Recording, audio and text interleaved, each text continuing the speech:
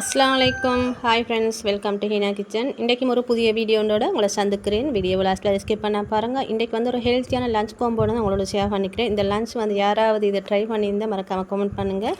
இந்த லஞ்ச் கட்டாயம் நீங்கள் செஞ்சு பாருங்கள், ஒரு முறை சரி நல்லா டேஸ்ட்டாக இருக்கும் உண்மையிலே. இன்றைக்கு வந்து லஞ்சுக்கு வந்து முருங்கைக்கீரானம், அந்த முருங்கைக்கீரானம் இது மாதிரி நீங்கள் செஞ்சு பாருங்கள், அப்படி டேஸ்ட் நல்லா இருக்கும். இந்த முருங்கைக்கீரானத்துக்கு நீங்கள் முருங்கைக்கீரை நல்லா க்ளீன் பண்ணி எடுத்துக்கணும். இப்போ ஒரு சட்டியில் எண்ணெய் சேர்த்துன பிறகு எண்ணெயில் வந்து நாங்கள் கொஞ்சம் கடுகு வெந்தயம் சேர்த்த பிறகு இதோட கொஞ்சம் காஞ்ச வச்சுக்க சேர்த்த பிறகு அது நல்லா பொரிஞ்சு வரச்சல் இதோட வெங்காயம் ஒரு பெரிய சைஸ் வெங்காயத்தை நீள் வாக்கில் அப்படி கட் பண்ணி போட்டுக்கோங்க. போட்ட பிறகு அது நல்லா வதங்கி வரட்டும். இதோட வந்து நீங்கள் பூண்டு ஒரு 2 பல்ல மட்டும் நல்லா தட்டி போட்டுக்கோங்க. போட்ட பிறகு இதை நல்லா கலந்துட்டுக்கோங்க. அந்த பூண்டோட வாசனை நல்லா இருக்கும். இப்போ இதோட வந்து ஒன்று சேர்த்துக்கப்புறம் அதுதான் முட்டை. நீங்கள் ஒரு முட்டை எடுத்து ஒரு இப்படி சின்ன குட்டி பிளேட்டில் போட்டு ஒரு ஃபோக் வச்சு இப்படி நல்லா கலந்துட்டுக்கோங்க. கலந்துட்ட பிறகு நாங்கள் இப்போ வெங்காயம் வதக்கினத்தோடு இதை சேர்த்துக்கணும். சேர்த்து நல்லா கலந்துட்டுக்கணும். நீங்கள் இந்த கீரைக்கறியோட இந்த முட்டையை சேர்த்து செஞ்சு பாருங்கள், டேஸ்ட் அப்படி நல்லா இருக்கும்.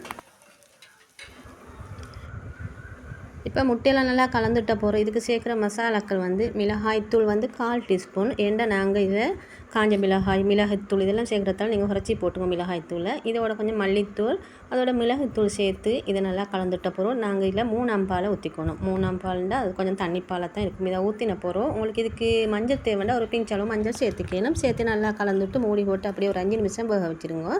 ஏன்னா அந்த முட்டை அந்த வெங்காயமெல்லாம் கொஞ்சம் வதங்கி வந்து வரட்டும்.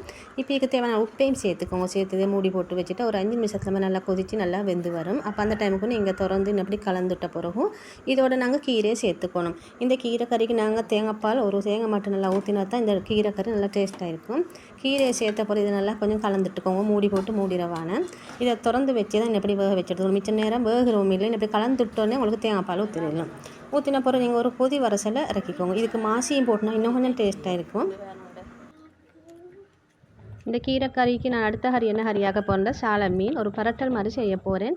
நீங்கள் மீனை நல்லா க்ளீன் பண்ணி மசாலாக்கள் தடவி வச்சுக்கோங்க. இப்போ ஒரு சட்டியில் எண்ணெய் சேர்த்துக்கோங்க. எண்ணெய் தேங்காய் தான் சேர்த்துணும். அதோட கொஞ்சம் கடுகு வெந்தயம் போட்டுக்கணும். இதெல்லாம் நல்லா பொரிஞ்சு வரச்சல கொஞ்சம் நச்சீரகம் சேர்த்துக்கோங்க. சேர்த்து அதெல்லாம் பொரிஞ்சு வரச்சல பெரிய சைஸ் வெங்காயம் ஒன்றையும் போட்டுக்கோங்க. போட்டு அதெல்லாம் பொரிஞ்சு வர டைமுக்கும் நீங்கள் இதோட ஒரு கொத்து கருவேப்பிலை இஞ்சி பூண்டு பேஸ்ட் இருந்தால் சேர்த்துக்கலும். நான் பூண்டு இஞ்சி நல்லா தட்டி போட்டுட்டேன். போட்ட போது இது நல்லா பொரிஞ்சு வரட்டும். அப்போ நல்லா எண்ணெயிலே வதங்கி வரட்டும். நாங்கள் சாலை மீனுக்கு இது மிளகு தான் கூடுதலாக சேர்த்து அதோட கட்டர்த்தூள் அதோட கொஞ்சம் மஞ்சள் மல்லித்தூள் அடுத்து நீங்கள் சீரகத்தூள் சேர்க்கணும். ஒரு பிஞ்சளவு சேர்த்து மிச்சம் சேர்க்கணும், கசப்பு ருசி ஆயிரும். இப்போ நாங்கள் எண்ணெயிலே கொஞ்சம் போல் நான் மிளகாய்த்தூள் சேர்த்து நல்லா கலந்து விட்டுருந்தேன். இப்போ இந்த எண்ணெயிலே இந்த மசாலாக்கள் இந்த மிளகாய்த்தூள் போட்டதால் நல்ல ஒரு மனம் வரும் நீங்கள் போட்ட பிறகு. இப்போ நாங்கள் இதோட கூட்டி வச்சு இந்த மீனை சேர்த்துட்டோம். சேர்த்து இதுக்கு தண்ணி மிச்சம் சேர்க்குறதில்ல. அந்த பாத்திரத்தையும் கொஞ்சம் கழுவி ஊற்றிக்கோங்க. ஊற்றின பிறகு ஒரு கொதியில் அது வந்து வரச்சு நீங்கள் அது பக்கம் திருப்பி போட்டு ஒரு எடுத்துக்க வேண்டியதுதான். இதுக்கு மிச்சம் டைம் போகிற ஒரு 3 நிமிஷத்தில் மாதிரி இந்த மீன் கறி வெந்துடும்.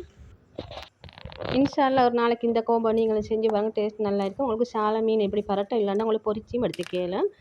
இந்த வீடியோ எல்லாருக்கும் பிடிச்சிருந்தா லைக் பண்ணி ஷேர் பண்ணிக்கோங்க. புதுசாக பார்க்க மறக்காம சப்ஸ்கிரைப் பண்ணி பக்கத்தில் பெல் ஐக்கனை ஆல் ஆப்ஷனை கொடுங்க. இப்போ இது வந்து ஒரு கண்டெய்னர் வாங்கிட்டு வந்திருந்தேன். என்னோட இந்த அந்த ஃப்ளோரா கண்டெய்னர் எல்லாம் நல்லாவே பழசாகி அந்த ஃபேட் ஆகி கலர் எல்லாம் மாறி வந்து திரும்பவும் பிளாஸ்டிக் கண்டெய்னர் தான் வாங்கினேன்.